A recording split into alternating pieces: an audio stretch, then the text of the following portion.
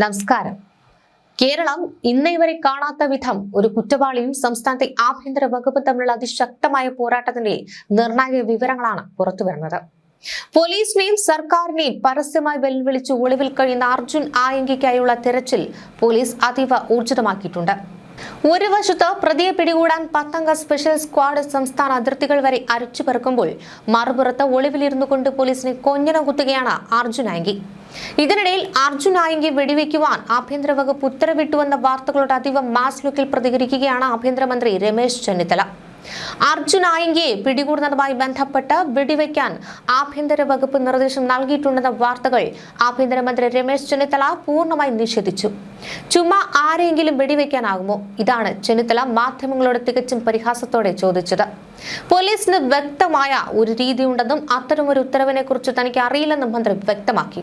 വെടിവെച്ചാലും മുട്ടുകുത്തില്ല എന്ന Arjun ആയങ്കിയുടെ social media വെല്ലുവിളികളെ കുറിച്ച് മാധ്യമപ്രവർത്തകർ ചോദിച്ചപ്പോൾ നാട്ടിലുള്ള ഗുണ്ടകൾ പലതും പറയും, നമുക്ക് നോക്കാമെന്നായിരുന്നു ചിരിച്ചുകൊണ്ട് മന്ത്രിയുടെ ചുട്ട മറുപടി. അർജുൻ ആയങ്കി വലിയ കാര്യമല്ലെന്നും ഇയാളെ പൂട്ടാൻ പോലീസിന് നന്നായി അറിയാമെന്ന് മന്ത്രി ഉറപ്പിച്ചു പറഞ്ഞു. മന്ത്രി മാധ്യമങ്ങൾക്ക് മുന്നിൽ ആയങ്കി നിസ്സാരവൽക്കരിക്കുമ്പോൾ തന്നെ മറുപുറത്ത് പ്രതിക്കെതിരെ കടുത്ത നിയമ നടപടികളാണ് പോലീസ് സ്വീകരിക്കുന്നത്.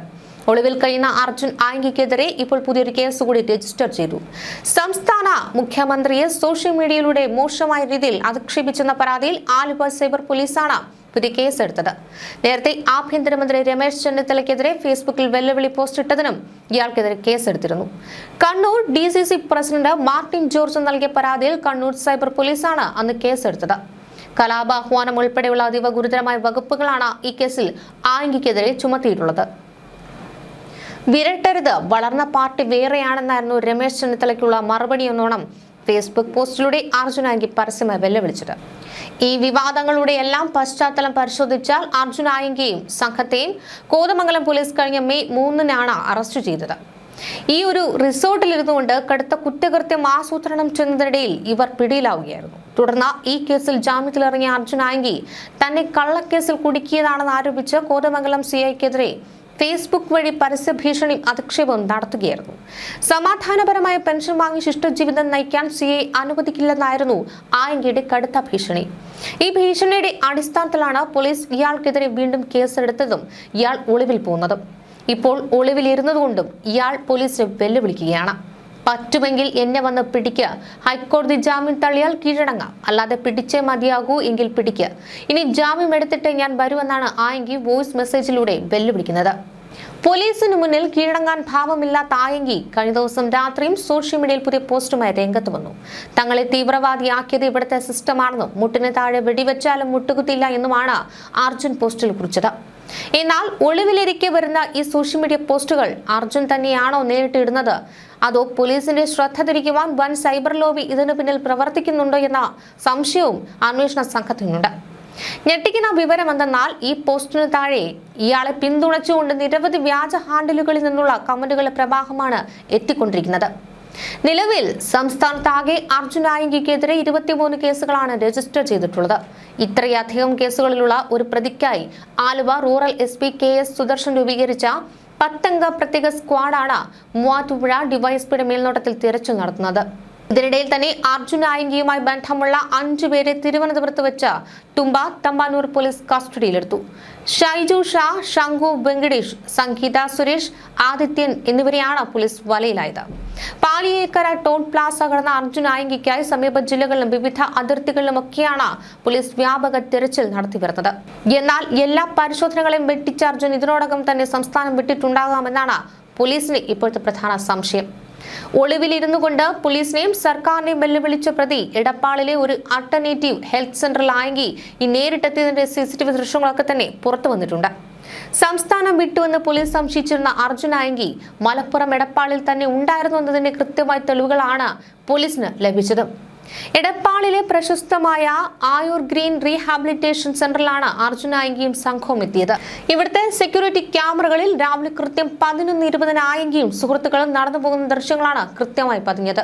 പ്രതിയെ ട്രാക്ക് ചെയ്യാൻ കഴിയാതെ ഇരുട്ട് തപ്പുകയായിരുന്ന പോലീസിന് ഈ CCTV ദൃശ്യങ്ങൾ ലഭിച്ചതോടെ അന്വേഷണത്തിൽ വലിയൊരു വഴിത്തിരിവാണ് ഉണ്ടായത്. ദൃശ്യങ്ങൾ കൈക്കലാക്കിയതിനു തൊട്ടു പിന്നാലെ ചങ്ങരംകുളം പോലീസ് അർദ്ധരാത്രിയിൽ വൻ തിരച്ചിലാണ് മലപ്പുറത്ത് നടത്തിയത്. അർജുൻ നായകിക്ക് എടപ്പാളിൽ ഒളിവിൽ കഴിയാൻ പ്രാദേശികമായി വൻ സഹായം ലഭിച്ചിട്ടുണ്ടെന്നാണ് പോലീസ് കണ്ടെത്തൽ. വട്ടംകുളം കേന്ദ്രീകരിച്ചു നടത്തിയ മിന്നൽ പരിശോധനയിൽ ആയങ്കിയെ സഹായിച്ച 4 പ്രാദേശിക കൂട്ടാളികളെ പോലീസ് നിലവിൽ കസ്റ്റഡിയിലെടുത്തു കഴിഞ്ഞു. വട്ടംകുളം സ്വദേശിയായ ഫൈസൽ, അബൂബക്കർ സിദ്ദിഖ്, നൌഫൽ, അസ്കർ എന്നിവരെയാണ് ചങ്ങരകുളം പോലീസ് ഒളിത്താവളത്തിന് ലോജിസ്റ്റിക് സഹായം നൽകിയതിന് പൊക്കിയത്. മലപ്പുറത്ത് മാത്രമല്ല, ഇതിന് സമാന്തരമായി തൃശൂരിലും കൊച്ചിയിലും പോലീസ് സ്പെഷ്യൽ സ്ക്വാഡ് കടുത്ത നടപടികളിലേക്ക് കടന്നു.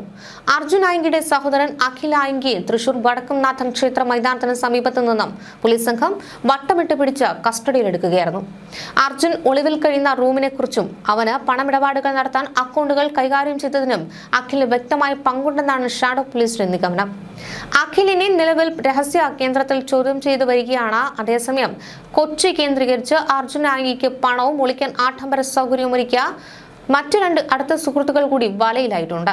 കൊച്ചിയിലെ ഒരു ഫ്ളാറ്റിൽ ഒളിച്ചു താമസിക്കുകയായിരുന്ന സൗദ്, ഇസ്മായിൽ എന്നിവരെയാണ് കൊച്ചി സിറ്റി പോലീസിന്റെ സഹായത്തോടെ പ്രത്യേക അന്വേഷണ സംഘം പിടികൂടിയത്.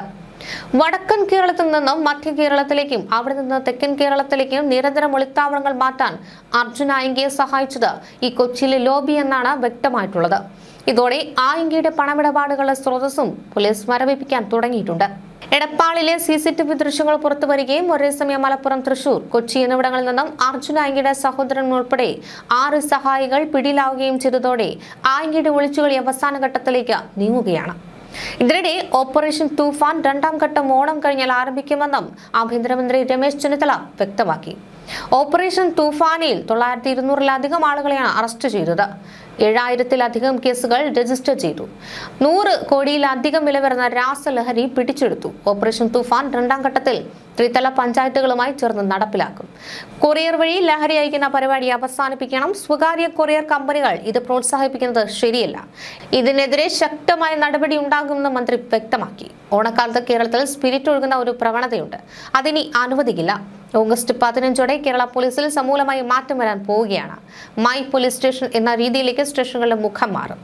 കസ്റ്റഡി മർദ്ദനം ഒരിക്കലും ഉണ്ടാകാതിരിക്കാൻ നടപടി ഉണ്ടാകും. എല്ലാ സ്റ്റേഷനുകളിലെയും CCTV ദൃശ്യങ്ങൾ നിരീക്ഷിക്കും. ആഭ്യന്തരമന്ത്രിയുടെ ഓഫീസിലിരുന്ന് എല്ലാ പോലീസ് സ്റ്റേഷനുകളും നിരീക്ഷിക്കുന്ന ഹൈടെക് സംവിധാനം വരികയാണ്.